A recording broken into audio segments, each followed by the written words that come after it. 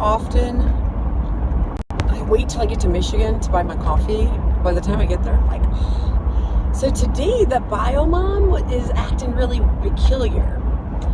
We had conversations back and forth on Facebook because like she had some inappropriate conversations with Serenity, and so I just said like, I'm blocking you on Serenity stuff. Like your counselor and her counselor can figure out what is the best and most safe way for you to build a relationship, because her counselor knows her the best, and then of course Serenity's counselor knows her. Like I don't want to be enemies with this woman. But I don't care either. Like I care about Serenity being safe more than anything else. And so if this lady doesn't like me, well, fuck it. I don't care.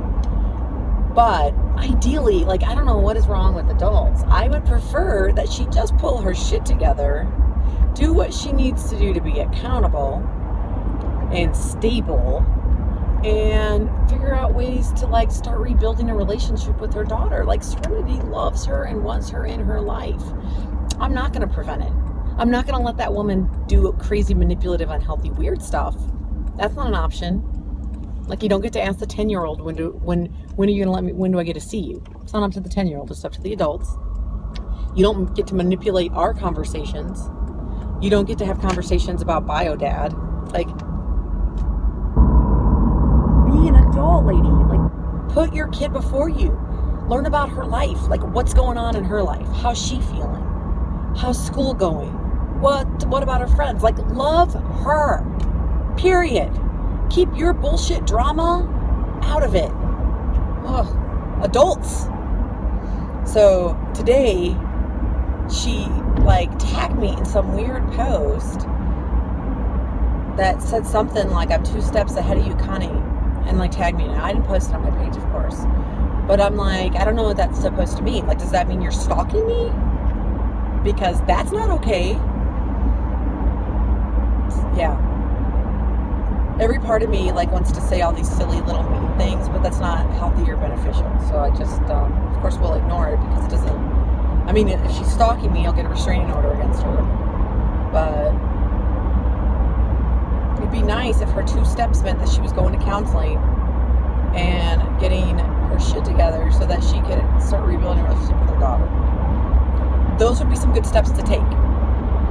Take care of your own mental health so that you can have the time and ability to take care of your children.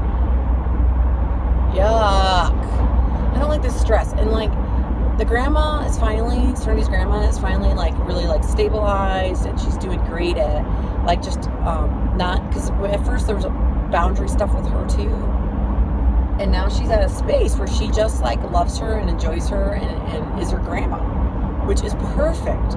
I don't have to keep her from her. They can have time together and like be in each other's lives and love one another, which is in Serenity's best interest. Because where she came from, like her grandma is an amazing storyteller and knows all these things about their family. That's part of who Serenity is. Like, she needs that. She needs that for turning into adult. So I'm really happy that her grandma is able to have time with her on a regular basis and love her. Bio mom, try that. I should have worn a rain jacket today,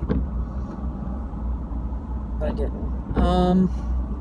My grandma's getting a super big surgery today. Oh, that's what it was. She's getting uterus, I believe it was her bladder, ovaries, and lymph nodes all taken out because of cancer. The good thing is almost all the family is there with her. Like, my dad and his brother, my uncle, are there. My aunt's there, her 2 daughters, and my sister. So that's most of us are there. I have class, and it reminds me, like, it's one of these things, you know, as an adult, like, we make decisions, and those decisions have repercussions that are unforeseen. And so it's important as we make big decisions that we are cautious. So I'm feeling a little guilt. I'm okay still with my decision, but I'm just acknowledging that I feel some guilt. My my dad has dementia, and is, of course, struggling with it. He's got dementia because of alcoholism, and he went through a pretty rough time for a while where he ended up actually on top of his apartment complex, not aware where he was at.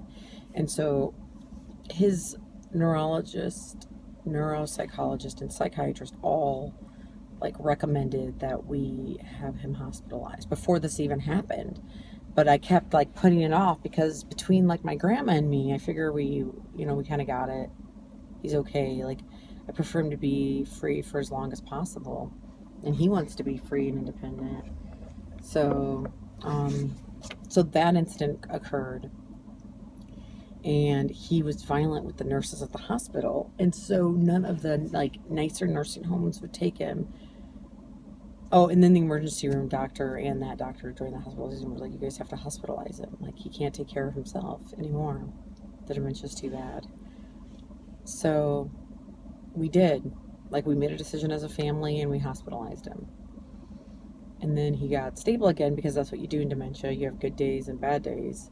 And he called my attorney and got out of there. And like, it was too much for me. I'd already been like having anxiety and even panic attacks, like navigating everything, because really, like, I was doing it all. Like I sold his car. My grandma and my aunt and I all cleaned out his apartment together. Like, I was arranging all the like car insurance and the medical place, and just talking to the hospital, all navigating everything. And I didn't mind it all, but it was emotionally, it's like wears on you. And like, it's my dad, which is two things. Like, one, of course, I just love him and I have all these great memories, and then also, like, he used to beat the fuck out of me, and so that little like inner child of me is like, stay away, what are you doing? And so it just creates like, it's challenging emotionally as an endeavor. So he moves out, and my grandma and family act like I did all of this. I tried to hospitalize, and I stole his stuff. Oh, and that was the other. We had to cancel his life insurance, because if he kept paying it, once he like did pass away, all the money would just go to the nursing home. So there's no, or the state or whatever. And so there's no reason for him to keep paying on that when he's already, like, he's making monthly payments. So I canceled the life insurance, so he was just going to have money sitting in the bank. So they accused me of trying to steal all that money. I didn't even cash checks. Like, I hadn't even gotten one of the checks in the mail yet. It was just a mess. Like, it was a mess, and then they demonized me instead of anyone, like, just acknowledging, like, you're not okay. Like, and we can't take care of you. They, accused me of whatever. Like, I don't steal. Like, there's stuff you can accuse me of, but whatever. So it sucked. It was fucking overwhelming. I blocked them on my phone. I blocked my dad and my grandma and just checked out. Like, I'm done. I can't handle this stuff anymore. And so probably a month ago, my sister calls and says, hey, just so you know, grandma's got cancer. And so I unblocked them. But like, blocking my grandma hurt her so much. Like, she doesn't, when I call, she'll talk to me, but if I don't call, she doesn't talk to me. And so, like, I've gotten out of the habit of calling and staying in touch with them. So that choice now, my grandma's up down in Indianapolis getting a bunch of surgeries, and I'm pretty much out of the loop because of what I chose to do a few months ago. So, it's yucky. It is what it is. I'm really glad that most of the family's there with her. She's 80-some years old. So it's crazy to get a surgery like this at that age, I think. I'll be praying for her today. Yeah. I just like to talk to the camera while I drive down the road. I don't even have anything to say. I just thought I'd stare at the camera or at the road while I drive and talk. I had torts today. It's good. I haven't actually finished my contracts homework. I planned on reading it today when I got to school, but sorry about that. I fell asleep in my car as usual, and slept till, I don't even know what time I got here, but I slept till like 30 minutes before class started. So I do love sleeping in my car. It's so cozy. Although in the winter, I can't do that in this car because I can't just leave the car partially on. Like in my old car, I could just like have the heated seats on and like the radio and sleep for an hour or two. This car kills the battery. Lame. Because I'd like to sit in here with the heated seats on and the radio and go to sleep. But I guess I have to keep the car all the way running, which is a waste of gas. So also I hypothesized, because I go to the gym, then I drive here, then I fall asleep. I think that part of my tiredness is the driving here. Like, I don't actually love driving. It's an hour drive. And so I am going to try for a couple of weeks in a row to drive here, go to the gym, because it's Planet Fitness, you can go anywhere, go to the gym here in Kalamazoo and see if once I get to class I can be awake, or get to the school and do the homework that way.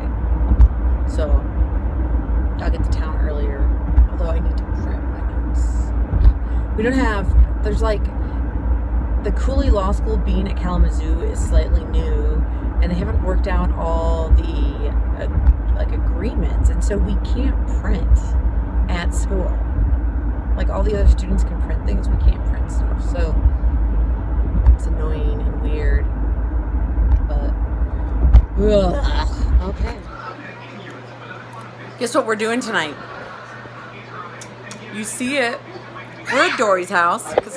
Yeah, David and Dory are making chicken wings for dinner. Chicken wings. I brought over carrots and potato chips and some ranch to go with the chicken wings. Yeah. Oh, you made me do this. We can do our video. You made me do this. Wait, you eat vegetables? Yeah, you eat vegetables and I eat meat.